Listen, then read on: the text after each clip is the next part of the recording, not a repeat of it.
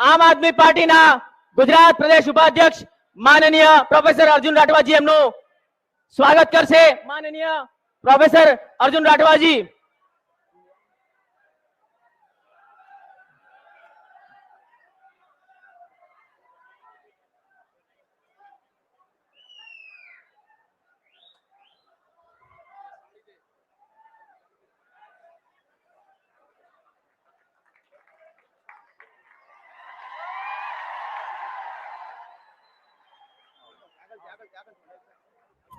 આપણી વચ્ચે મહેશભાઈ વસાવા પણ ઉપસ્થિત છે। આપણે એમના માટે એક વખત જોરદાર તાલીઓથી સ્વાગત કરીશું। મહેશભાઈ વસાવા।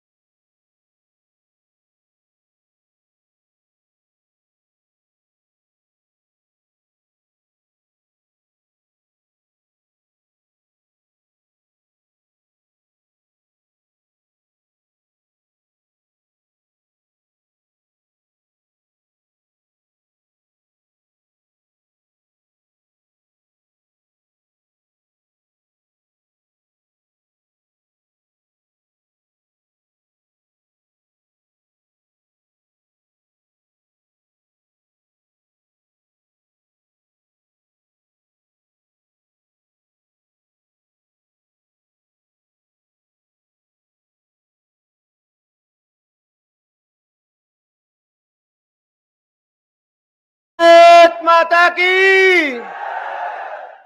कहलू छे बधाने वारलू छे अरविंद केजरीवाल तहुने बधाने भेगा होवा थहु आया छे तो कहलू लागे तहोने खूब खूब आभार बधानो। आजना आ शानदार ऐतिहासिक कार्यक्रम में उपस्थित माननीय दिल्ली सरकारना मुख्यमंत्री और आम आदमी पार्टी राष्ट्रीय कन्वीनर श्री अरविंद केजरीवाल जी नु हूँ गुजरात में छोटा उदेपुर में खूब खूब स्वागत करू छू। एवा ज अपना आगेवान भारतीय ट्राइबल पार्टी माननीय श्री महेशभाई वसावा पण खूब खूब स्वागत करू छू। एवा ज अपना आ विस्तारना उम्मीदवार माननीय प्रोफेसर डॉक्टर अर्जुन राठवा साहेब पण आपणे अहींया स्वागत करीए छीए। आ सिवाय मंच पर उपस्थित माननीय सुदान भाई, इंद्रनील भाई, गुलाब सिंह जी, संदीप भाई, तमाम अपना माननीय नेताश्रीओ अने छोटा उदेपुर आजुबाजुना तमाम जिल्ला में दूर दूर थी पधारेला आप तमाम क्रांतिकारी कार्यकर्ताओं ने हूँ वंदन करू छू, नमस्कार करू छू।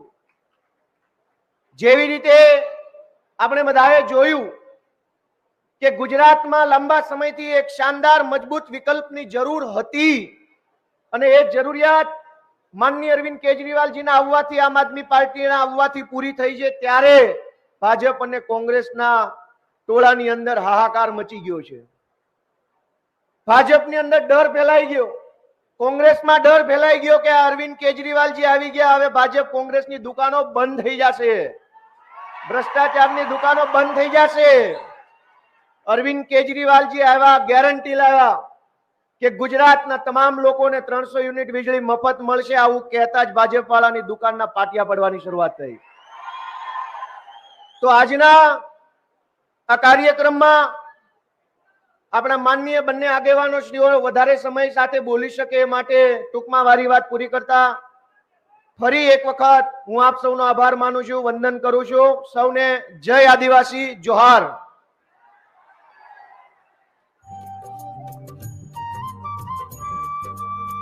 खूब खूब आभार माननीय प्रदेश प्रमुख श्री। हवे अपनी वच्चे आम आदमी पार्टी नेशनल जॉइंट सेक्रेटरी एवं माननीय ईशुदान गढ़वी जी अपनी वच्चे उपस्थित है। हूँ ईशुदान गढ़वी जी ने विनंती करीश के तेओ छोटे उदयपुर बोडेली खूणे खूणे थी आवेली जनता ने संबोधित करे। खूब खूब तालीओथी आपणे एमनुं स्वागत करीए।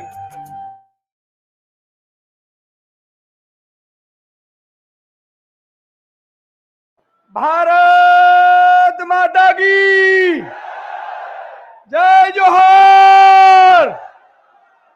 माननीय अरविंद जी, महेश भाई ने गोपाल भाई, इंद्रनील भाई, ભાઈ, તમામ મહાનુભાવો, મિત્રો, આજે તમને લાગે છે ગુજરાતની રાજનીતિ બદલાઈ રહી છે?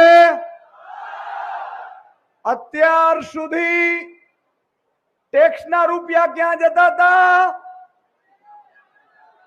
ઉદ્યોગપતિઓના ખિસ્સામાં જતા હતા, નેતાઓના ખિસ્સામાં જતા હતા, ઉદ્યોગપતિઓને રાહતના સમાચાર આવતા હતા. પણ પહેલી વખત હિન્દુસ્તાનમાં અને પહેલી વખત ગુજરાતમાં માનનીય અરવિંદજીએ તમને ને મને વીજળી ફ્રી આપવાનું કહીને આપણે રાહત આપવાની વાત કરી કે ન કરી? કરી કે ન કરી? તો કહેવાનો મતલબ ઈ છે કે ભાજપ વાળાને પેટમાં કેમ દુખે છે?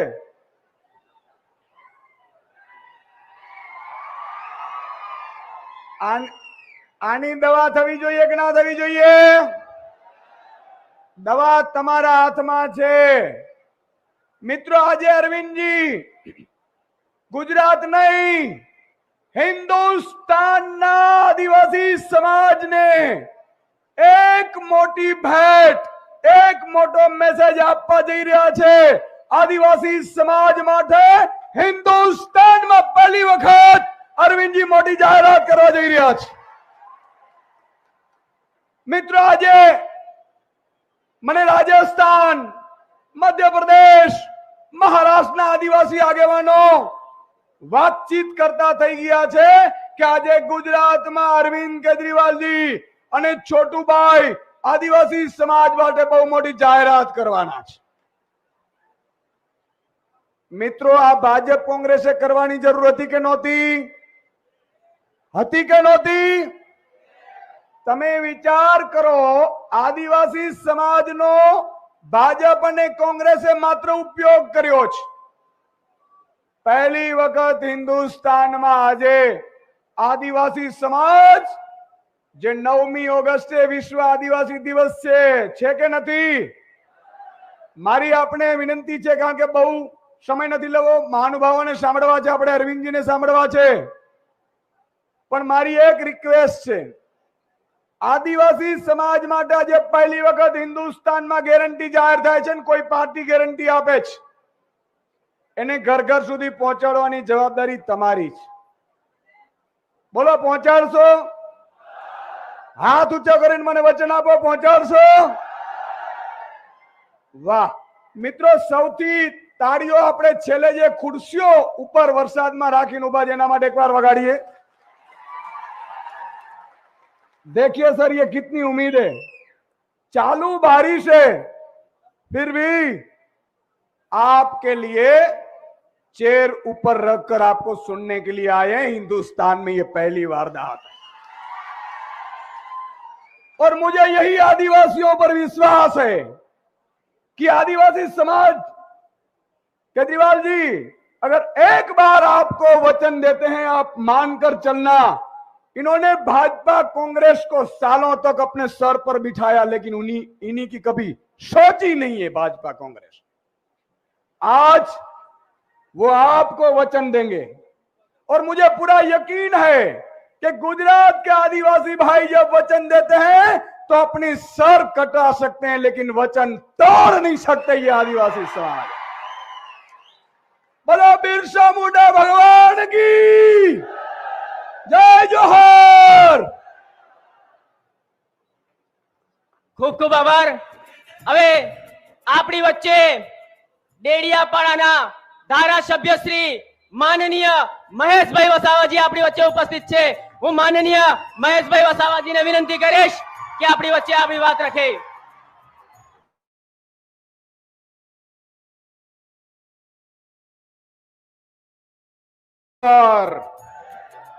जय जोहार, जय आदिवासी, जय आदिवासी. एक तीर एक कमान, एक तीर एक कमान. આજની આપણી છોટાઉદેપુરની અંદર માન્ય દિલ્હીના મુખ્યમંત્રી કેજરીવાલજી આદિવાસીઓ માટે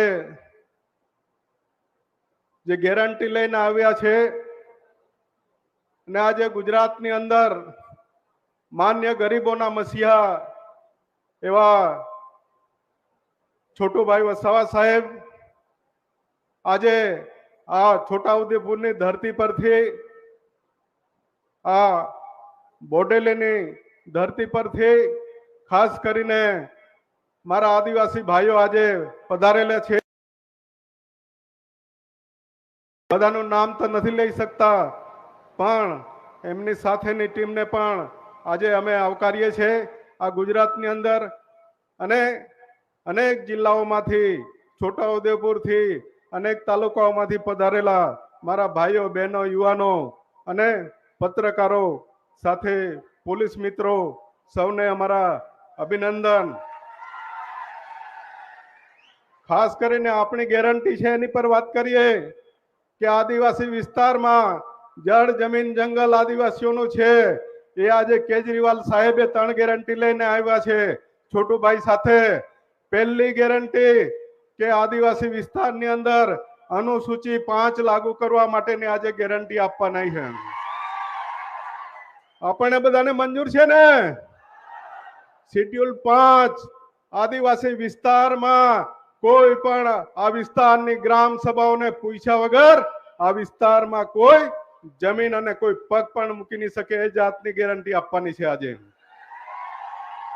બીજી ગેરંટી છે ટ્રાઇબલ એડવાઇઝરી કમિટી. એટલે ટ્રાઇબલ એડવાઇઝરી એટલે આદિજાતિ સલાહકાર સમિતિ, જેના ચેરમેન આદિવાસી જોવા જોઈએ.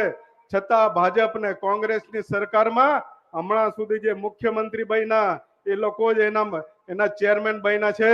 પણ હવે પછીનું આ કેજરીવાલની સરકાર, છોટુભાઈની સરકાર આવશે તો એના ચેરમેન ટ્રાઇબલ એડવાઇઝરી કમિટીના એના ચેરમેન આદિવાસી જ હશે. એ નિશ્ચિત કરવામાં આવ્યું છે. સાથે સાથે પૈસા એક્ટ એટલે ગ્રામ સભાઓને જે પાવર આપ્યા છે, ગ્રામ સભા, વિધાનસભા, પાર્લામેન્ટ અને સુપ્રીમ કોર્ટ પણ એની ઊંચે એ ગ્રામ સભાને પાવર આપવા માટે કેજરીવાલ સાહેબે અને છોટુભાઈએ એની પણ ગેરંટી લીધી છે કે ગ્રામ સભાઓને એવા પાવર આપવામાં આવશે કે ગ્રામ સભાને પૂછ્યા વગર આ વિસ્તારની અંદર કોઈ પણ બીજું કોઈ પ્રોજેક્ટ લાખી નહીં શકે. બાકીની વસ્તુ છે તો કેજરીવાલ સાહેબ કે છે, પણ અમે ખાસ કરીને એ કરીએ છીએ કે આદિવાસી વિસ્તારમાં જે જંગલો અને પાણીની વાત કરું, આજે અહીં ગાડી બોડેલીની અંદર આખા દેશની અંદર અહીંથી રેતી જાય છે ને આપણી રેતી. એના માલિક કોણ છે આજે? આજે ખાણા માલિકો બધા બહારથી આવે છે. અહીંની રેતી સુરત થી, બોમ્બે થી બધે જાય છે. અહીં આદિવાસીને કોઈ ફાયદો છે ભાઈ? નથી ને. હવે પછી જે ગેરંટી પૈસા એકની વાત છે, હવે પછી અહીંના જે ખાણા માલિકો અને અહીંની ગ્રામ પંચાયતોને ભાગીદારી મળવાની છે. આ રેતીની અંદર આદિવાસી વિસ્તારની ગ્રામ સભાઓ અને આ વિસ્તારના બધાને ભાગીદારી અને રોયલ્ટી એને આપવામાં આવશે. પથ્થર હોય કે રેતી હોય કે ડોલોમાઇટ હોય, આ બધાની અંદર આદિવાસીઓની ગેરંટી આપવામાં આવે. અને પાણીની જ્યારે વાત કરવામાં આવી, શિક્ષણની વાત કરવામાં આવી છે, આદિવાસી વિસ્તારમાં આપ તમે જોઈશો કે આટલા મોટા ડેમ બનાવ્યા પછી પણ આજે આપણો છોટાઉદેપુર વિસ્તાર, આપણે નજીકથી નહેરો જાય છે આટલી મોટી, છતાં બી આપણને પાણી ટીપું નથી મળતું. એટલે પાણી માટે પણ ગેરંટી આજે આપવાના છે અમે. ત્યાર પછી ખાણ ખનીજની જે વાત કરી, એટલે મિત્રો આ સભાને આજે વરસાદ પણ છે, ઘણી પ્રજા આજે બજારમાં છે, હજુ બજારની અંદર આપણી પ્રજા છે, છતાં મંડપ આજે ફૂલ છે બિલકુલ. એટલે મિત્રો તમને સૌને ખૂબ ખૂબ અભિનંદન. અને આવનારા સમયની અંદર આ ગુજરાતની અંદર સરકાર બદલાવાની છે. તમે જોઈ લો, થોડા દિવસની અંદર આ ભાજપની અંદર ભડકો થઈ જવાનો છે. ભાજપના બધા ધારાસભ્યો છે ને, એ બધા તૂટીને જતા રહેવાના છે, બળવો થવાનો છે. અને કોંગ્રેસ તો મૂત પાયા પર આવી ગઈ છે. કોંગ્રેસ બિલકુલ, કોંગ્રેસના જે ધારાસભ્યો છે વેચાવા સિવાય બીજું કઈ કામ નથી. એટલે મિત્રો જે કઈ કોંગ્રેસની વિચારધારાના લોકો છે એ લોકો પણ આ વખત અબ કી બાર સરકાર આમ આદમી બીટીપીની સરકાર, આ બધા મતદારો આપ પાર્ટી અને બીટીપી ને વોટ આપવાના છે. મિત્રો, આ ગુજરાતની અંદર એની સરકાર બનાવવાની છે. આ 5 મહિના પછી જોઈ લેજો કે આદિવાસી વિસ્તારમાં રોજગારી, શિક્ષણ, આરોગ્ય અને પાણીની સુવિધા કરી દઈશું. મિત્રો, આપ બિલકુલ જિંદગીની અંદર 75 વર્ષ જે નથી જોયું એ કેજરીવાલ સરકાર અને છોટુભાઈ કરી બતાવશે. અને તમે આટલા બધા લોકો આવ્યા છે એ જ અમારા માટે ધન્યવાદ. જય આદિવાસી, જય જોહાર. ખૂબ ખૂબ આભાર માનનીય મહેશભાઈ. હવે આપણી વચ્ચે આમ આદમી પાર્ટીના રાષ્ટ્રીય સંયોજક અને દિલ્હીના મુખ્યમંત્રી, સમગ્ર દેશની એક નવી આશા, એક નવી ઉર્જા, જે આદિવાસી સમાજ માટે એક ગેરંટી લઈને આવ્યા છે, એવા માનનીય અરવિંદ કેજરીવાલજીને હું વિનંતી કરીશ. ખૂબ ખૂબ તાલીઓથી આપણે એનું સ્વાગત કરીએ. માનનીય અરવિંદ કેજરીવાલજી.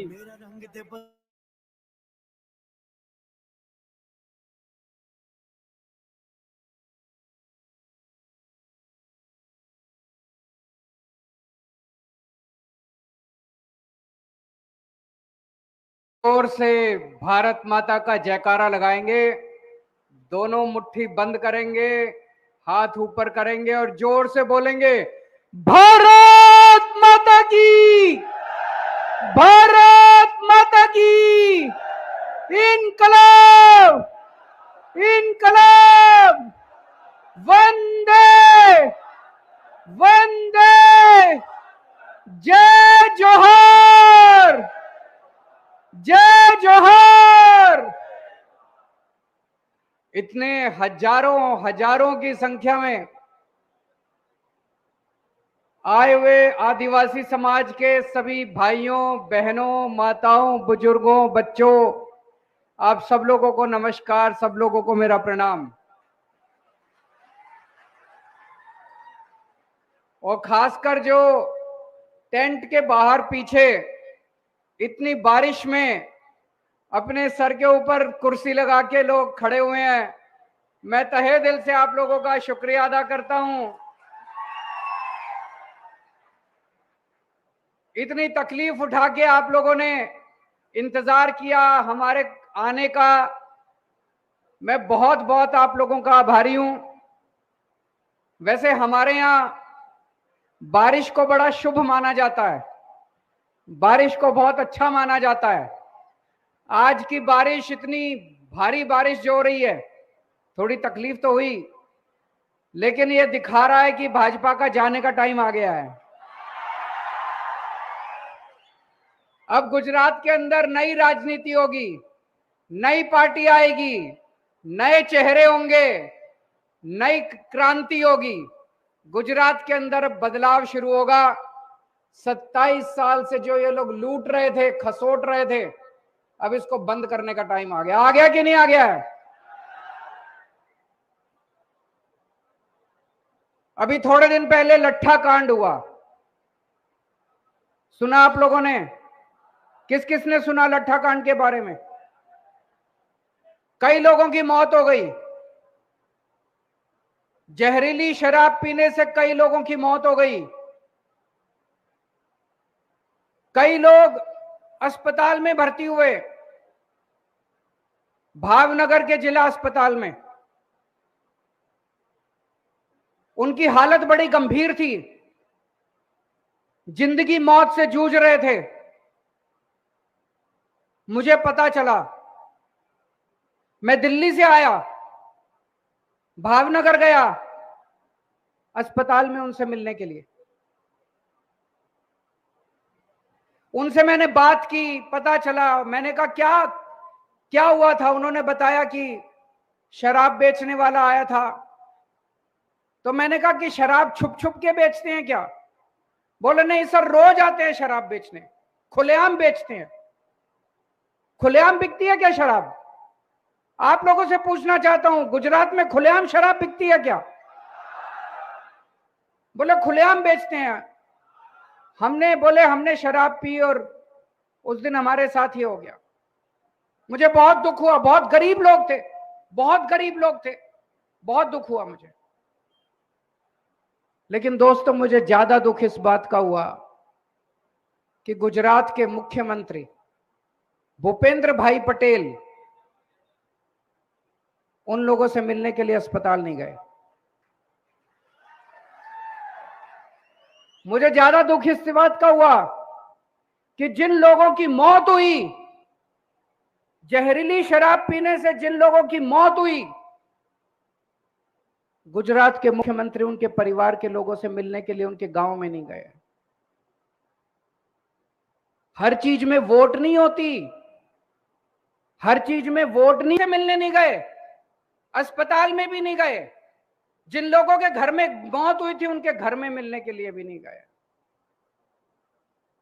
ऐसी पार्टी का क्या फायदा? आप लोगों ने, गुजरात के लोगों ने इतना भारी बहुमत देके इनको 27 साल इनको राज दिया आप लोगों ने, या आपके घर में मौत होने पे आपसे मिलने भी नहीं आते? क्या फायदा इस बात का? उन्हीं को साथ दोस्ती, दोस्त तो वो होता है ना जो दुख में काम आए, होता है कि नहीं होता? सुख में तो सारे काम आते हैं, शादी ब्याह में तो सब आ जाते हैं। मेरे घर में अगर मौत हुई, अगर कोई नहीं आया, इसका मतलब वो मेरा दोस्त नहीं है, इसका मतलब वो मेरा साथी नहीं है। जो दुख में काम नहीं आए वो साथी नहीं है। दोस्तों, मैंने पता किया, गुजरात के अंदर खूब दारू बिकती है, खूब शराब बिकती है, खुलेआम बिकती है, गांव गांव में बिकती है, गली गली में बिकती है, शहर शहर में बिकती है। कहते हैं दारू बंदी है, यहां पे तो शराब बंदी है, नशा बंदी है गुजरात में। तो ये इतनी हजारों करोड़ों रुपए की दारू,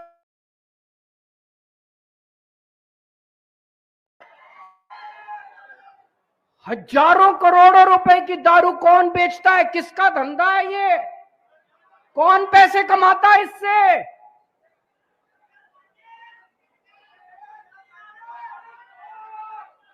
दोस्तों, अगर आप इनको वोट दोगे तो ये आपके बच्चों को दारू पिलाएंगे, ये आपके बच्चों को जहरीली शराब पिलाएंगे। अगर आप इनको वोट दोगे तो ये नकली दारू का धंधा चलता रहेगा, गैर कानूनी दारू का धंधा चलता रहेगा। दिल्ली में 5 साल 7 साल हुए मेरे को सरकार चलाते हुए। दिल्ली में हमने शानदार स्कूल बना दिए, इतने अच्छे स्कूल, गरीबों के बच्चे, रिक्शे वाले के बच्चे, मजदूर के बच्चे, दलितों के बच्चे अब इंजीनियर बन रहे हैं, डॉक्टर बन रहे हैं, वकील बन रहे हैं, बड़े बड़े बिजनेस आइडिया लेके आ रहे हैं। शानदार शिक्षा मिल रही है, शानदार स्कूल बना दिए, शानदार अस्पताल बना दिए, रोजगार दिए मैंने बच्चों को। आप दिल्ली जाके देखो। इनको वोट दोगे, ये आपके बच्चों को जहरीली शराब दोगे, पिलाएंगे। मुझे वोट दोगे, मैं आपके बच्चों के लिए स्कूल बनाऊंगा, आपके बच्चों को नौकरी दूंगा। अब बदल दो, अब आपके पास मौका है, इस बार बदल दो। बोलती थी बीजेपी को इल्लू इल्लू, आई लव यू, दोनों में इल्लू इल्लू चलता था बीजेपी कांग्रेस में।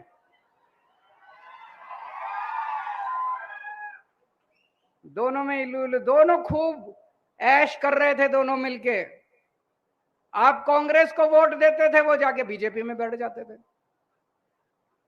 अब ये बंद होगा, अब ये नहीं चलेगा, अब ये इल्लू इल्लू की राजनीति नहीं चलेगी। अब ये बंद करनी है इल्लू इल्लू की राजनीति। अब ईमानदारी की राजनीति चलेगी। अब ईमानदार पार्टी आ गई है गुजरात के अंदर, आम आदमी पार्टी आ गई है गुजरात के अंदर। अब ईमानदारी की राजनीति चलेगी, ये बंद करना है। कांग्रेस को वोट देने से कोई फायदा नहीं है। इस बार एक भी वोट कांग्रेस को नहीं पड़ना चाहिए, हर वोट आम आदमी पार्टी को, झाड़ू को पड़ना चाहिए। कांग्रेस में कई नेता तो छोड़ के बीजेपी में चले गए,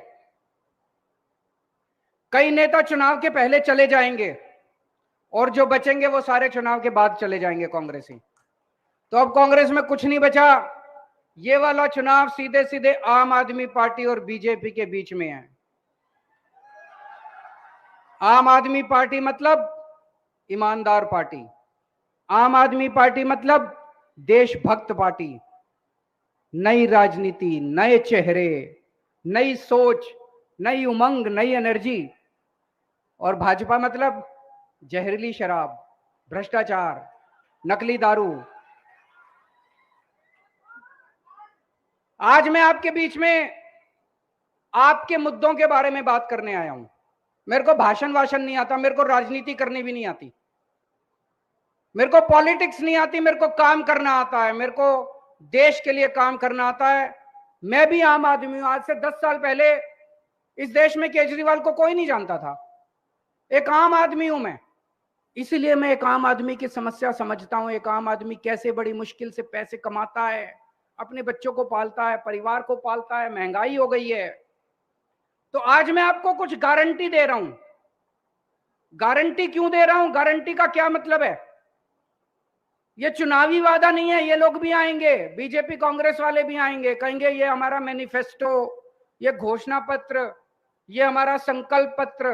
वो सब झूठे होते हैं। गारंटी मतलब आप टीवी खरीदने जाते हो मार्केट से, टीवी वाला आपको 2 साल की गारंटी देता है कि अगर 2 साल में टीवी खराब हो गया तो वापस। मैं आपको 5 साल की गारंटी दे रहा हूं। अगर हमने काम नहीं किया तो 5 साल के धक्के मार के हमको बाहर निकाल देना, हमको गुजरात में मत घुसने देना अगली बार। और ये केजरीवाल की गारंटी है, टूटती नहीं है कभी, पक्की गारंटी है। एक एक शब्द में सोच के बोलता हूं।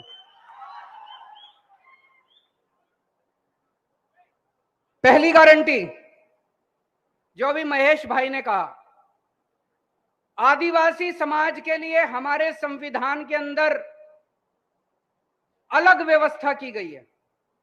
अलग व्यवस्था क्यों की गई है? आदिवासी समाज का संस्कृति अलग है, बहुत गरीब है।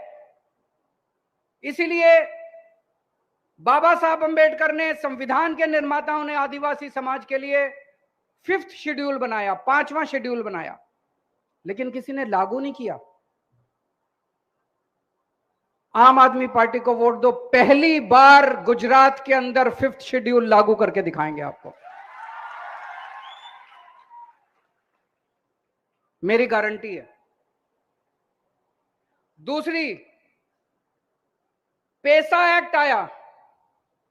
पेसा एक्ट कहता है गांव सभा, ग्राम सभा विधानसभा से भी बड़ी होगी, संसद से भी बड़ी होगी। जो ग्राम सभा तय करेगी वही पक्का, उसके ऊपर किसी को अधिकार नहीं दिया। उसको ये मानते ही नहीं है। ग्राम सभा बेचारी कहती रहती है, प्रस्ताव पारित करती रहती है, ये पुलिस भेज के सारी जमीनों पे कब्जा कर लेते हैं। करते हैं कि नहीं करते हैं? अब ऐसे नहीं होगा। अब ग्राम सभा सुप्रीम करके दिखाएंगे। गुजरात के अंदर ग्राम सभा सुप्रीम होगी, जो ग्राम सभा कहेगी वही होगा। पेसा एक्ट को लागू करके दिखाएंगे। पेसा एक्ट को गुजरात के अंदर पहली बार लागू करके दिखाएंगे। तीसरी बात, ट्राइबल एडवाइजरी कमेटी। उसका मतलब है यह तय करना कि आदिवासी क्षेत्र के अंदर कितना पैसा कहां खर्च होना चाहिए, आदिवासी लोगों के विकास के लिए क्या काम करना चाहिए, आदिवासी समाज के क्या मुद्दे हैं, उनका निस्तारण कैसे करना चाहिए। तो ये तो ट्राइबल वाले ही बताएंगे ना, आदिवासी समाज ही तो बताएगा उनकी क्या समस्या है। उसके चेयरमैन के रूप में मुख्यमंत्री बैठ जाते हैं। मुख्यमंत्री को क्या पता आदिवासी समाज की क्या समस्या है। ये बंद करेंगे। ट्राइबल एडवाइजरी कमेटी का चेयरमैन होगा आदिवासी समाज से कोई व्यक्ति को, ट्राइबल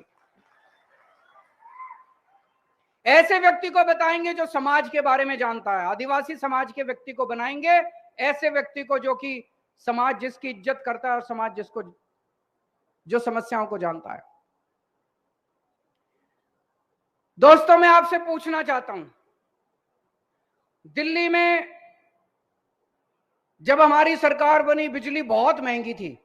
2015 में हमारी सरकार बनी, उसके पहले बिजली बहुत महंगी थी। हमने दिल्ली में आके सबके लिए बिजली फ्री कर दी। दिल्ली में फ्री बिजली मिलती है। फ्री बिजली मिलती है। फ्री मतलब जीरो बिल आता है, जीरो, कोई टैक्स ये फलाना ढिमका कुछ नहीं, जीरो बिल आता है। पंजाब में अभी कुछ दिन पहले, 4-5 महीने पहले हमारी सरकार बनी है, मार्च में। हमने पंजाब में कहा था हमारी सरकार बनेगी, हम बिजली फ्री करेंगे। 3 महीने के अंदर सरकार बनते ही 3 महीने के अंदर हमने पंजाब में बिजली फ्री कर दी। अभी पिछले हफ्ते 25 लाख परिवारों के पंजाब में 0 बिजली के बिल आए हैं। 0। कोई अगला पुराना ये वो सर्विस टैक्स फलाना कुछ नहीं, 0 बिजली के बिल।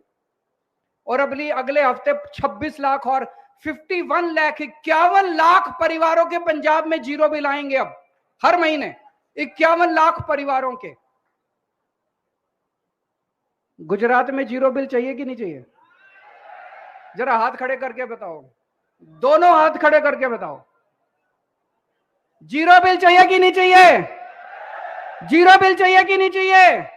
ये लोग मेरे को गालियां दे रहे हैं, ये लोग कहते हैं केजरीवाल पैसे लुटा रहा है, केजरीवाल फ्री की रेवड़ी बांट रहा है।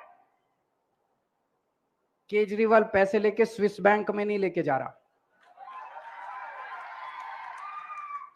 जनता का पैसा है, केजरीवाल जनता पे लुटा रहा है।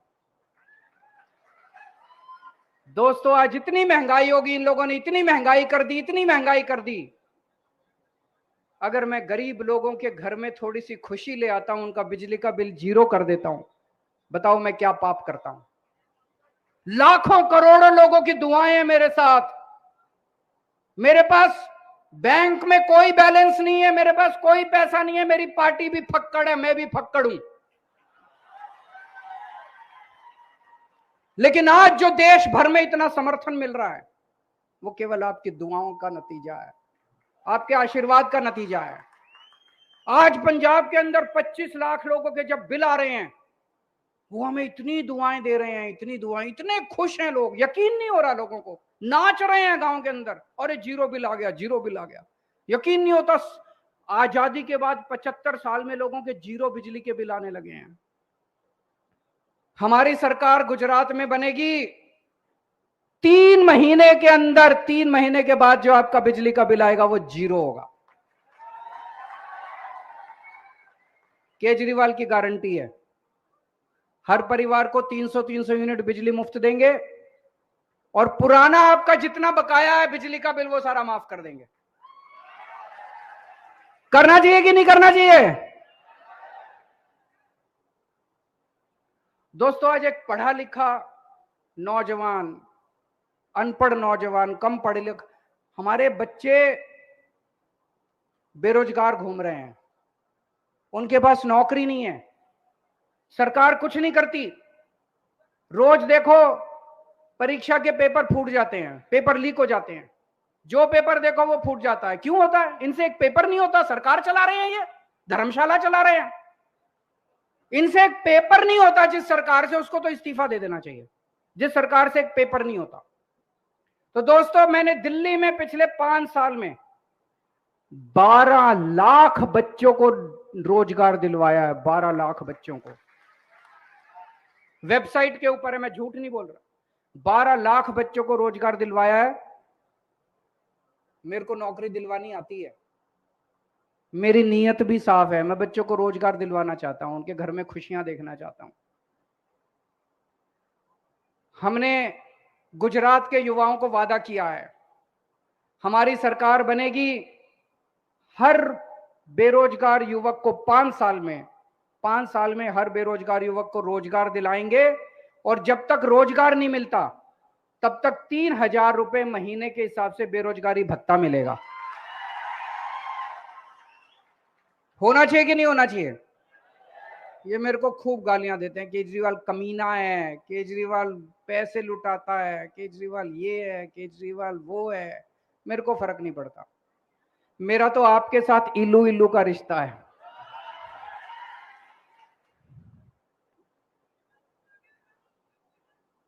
मैंने पूरी प्लानिंग करी है, महेश भाई के साथ बैठ के, गोपाल इटालिया के साथ, ईशुदान भाई के साथ, इंद्रानिल भाई, सबके साथ बैठ के मैंने प्लानिंग करी है। हम आपके लिए 10 लाख सरकारी नौकरियों का इंतजाम करेंगे। 10 लाख सरकारी नौकरियों का इंतजाम करेंगे, उसमें आदिवासी समाज को पूरा हक मिलेगा, उनको पूरा अपना कोटा मिलेगा। इनके बस की बात नहीं है, ये हम ही कर सकते हैं। 10 लाख सरकारी नौकरियों का इंतजाम करेंगे। दिल्ली में हमने स्कूल बहुत अच्छे बनाए। आदिवासी समाज आज पिछड़ा इस वजह से है क्योंकि उनको अच्छी शिक्षा नहीं मिली। मेरी गारंटी है, मैं खुद सुपरवाइज करूंगा, हर गांव में, आदिवासी समाज के हर गांव में एक शानदार प्राइवेट से भी अच्छा सरकारी स्कूल बनाएंगे हर गांव के अंदर। आपके बच्चों को अच्छी शिक्षा देने की मेरी जिम्मेदारी है। हर गांव में एक अच्छा अस्पताल, अच्छा मोहल्ला क्लिनिक, और जिले के अंदर अच्छा एक अस्पताल बनाएंगे। दिल्ली में हमने बहुत अच्छे अस्पताल बनाए हैं। दिल्ली में हमने बहुत अच्छे सरकारी अस्पताल। दिल्ली में 2 करोड़ लोग रहते हैं। दिल्ली के अंदर मैंने ऐसी व्यवस्था कर दी, सरकारी अस्पताल बहुत अच्छे बना दिए, हर मोहल्ले में एक एक क्लिनिक खोल दिया, और दिल्ली के 2 करोड़ लोगों के लिए हमने सारा इलाज मुफ्त कर दिया। दवाइयां भी मुफ्त, टेस्ट भी मुफ्त, आपका ऑपरेशन कितना भी महंगे से महंगा ऑपरेशन हो वो भी मुफ्त। आपके लिए भी ये इंतजाम करेंगे, सारा इलाज मुफ्त। आपके लिए अच्छे अस्पताल बनाएंगे। अगर सरकारी अस्पताल में कोई नहीं हो सकता, आपको प्राइवेट से कराना पड़ेगा, वो भी मुफ्त होगा, सरकार उसका पैसा देगी। होना चाहिए कि नहीं होना चाहिए? जितने हमारे आदिवासी समाज के लोग बेघर हैं, जितने बेघर हैं वो सबसे गरीब हैं, उनके घर पे छत, उनके सर पे छत नहीं है, सरकार उनको घर देगी, उनको एक फ्री में घर देगी। जितने आदिवासी समाज के लोग बेघर हैं, और हर गांव को एक पक्की सड़क के साथ जोड़ा जाएगा। ये सारी बातें मैंने छोटू भाई वसावा, महेश भाई से, सबके साथ मिलके हम लोगों ने बनाया है। मंजूर है आप लोगों को? दोस्तों, जैसे मैंने कहा, मैं फक्कड़ आदमी हूं, मेरे पास पैसे नहीं है चुनाव लड़ने के। चुनाव आपको लड़ना पड़ेगा, काम आपको करना पड़ेगा। 3 महीने रह गए, एक एक आदमी को अपने अपने गांव में जाके अब घर घर जाना है और सब लोगों को बोलना है कि एक एक वोट झाड़ू को पड़ना चाहिए। एक एक आदमी, या जितने लोग आए हैं, आज कसम खा के जाएं कि कम से कम एक एक आदमी अगले 3 महीने में 100 लोगों को आम आदमी पार्टी को वोट देने के लिए तैयार करेगा। भारत माता की।